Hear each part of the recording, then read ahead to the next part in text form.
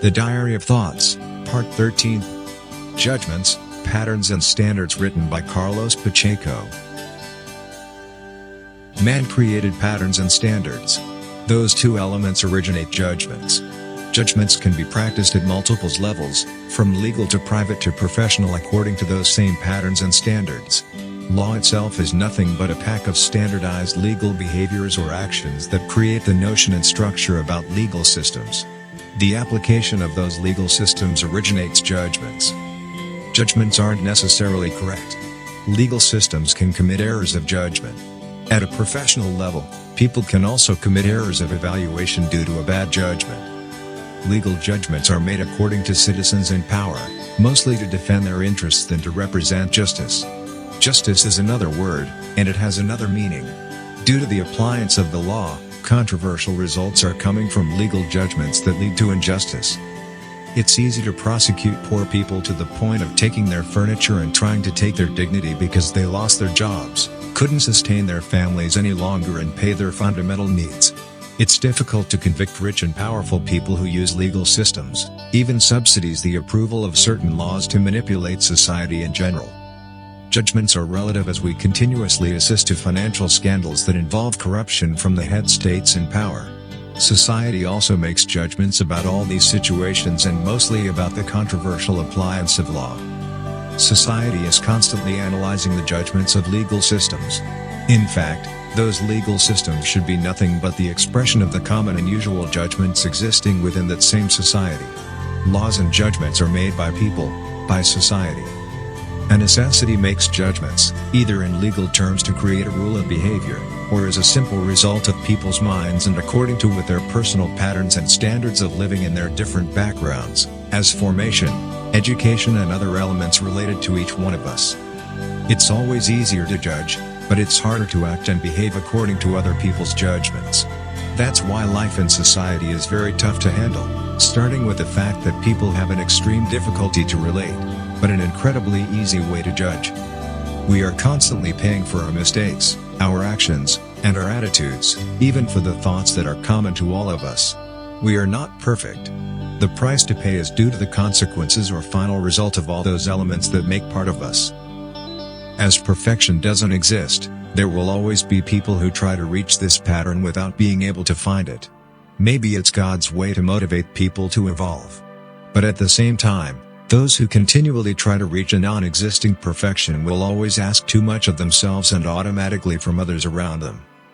Constant judgments are made by people who are in pursuit of something that doesn't exist. Perfection would be in direct conflict with evolution, as this last one is an eternal consequence of creation herself. Reaching perfection would be like becoming God. Also in our daily life, we deal with constant judgments coming from family, friends, colleagues, bosses, and so on. Judgments involve decisions, and these last ones imply consequences that can be positive or negative according to those judgments. The appliance of judgments is also due to the tendency of wishing that other people around us would be made in our image, but not even God or the creation did that, as we are too far away from being made according to God's image. If we were, then it would mean that not even God and creation herself would be perfect. When people are happy, they judge others in a more condescending way. It depends on their state of mind. The greater part of judgments around us are coming from some people who are dealing with some individual problems and conflicts and exteriorizes them by constantly judging others. The necessity of recognition is also often present in those situations, as people need to be judged according to their capacities. A word of comfort can become a good judgment as somebody reassures us about what we do or what we are. A recriminating look can be a demonstration of a bad judgment, without a single word being pronounced. While judging others, some people forget about their faults and failures the same way as some people nourish themselves on other people's problems. The expression nourish is applied in this situation as some people feel stronger and sometimes happier by assisting to misery and pain around them. A constant comparison between ourselves and others is made each day of our lives. People compare their ways of living, their different values, principles and logic and behaviors. Finally, it means that we are all learning from each other, but some people just don't want to recognize that fact because they want to look superior in the eyes of others and mostly for their own eyes. It's called complexes. Instead of sharing their individual points of view and evolving, along with other people's knowledge, some people just shut all doors and finally leave in complete loneliness without knowing it. Bad judgments interferes in society as our dignity and sensitivity is affected by those opinions.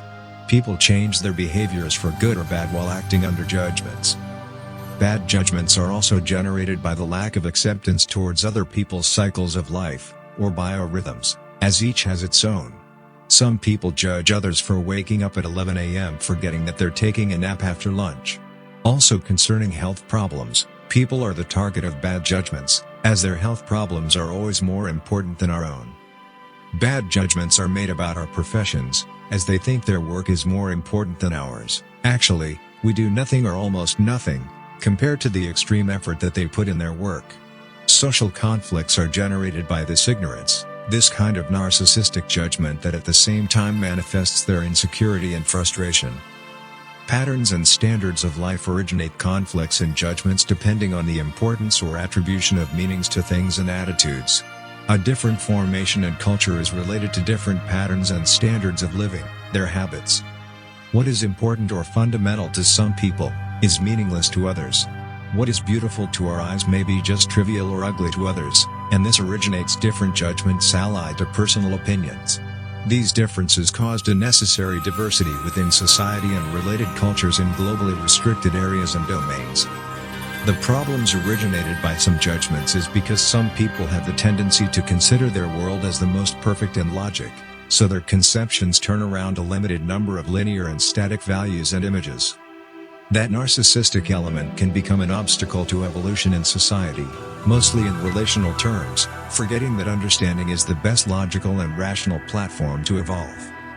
Judgment is a word that is used in several contexts of our lives. In religious terms, we use to say that there will be a judgment day. In social life we use to say never judge a book by its cover. This last one is also applied to human beings since our exterior image and behavior doesn't necessarily express our thoughts, principles and values, our inner me.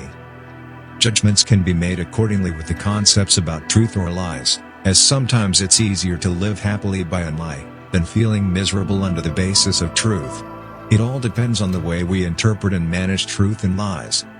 Some people also prefer to lie to themselves to assume their problems and imperfections, still never stopping to judge other people around, as if they were perfect.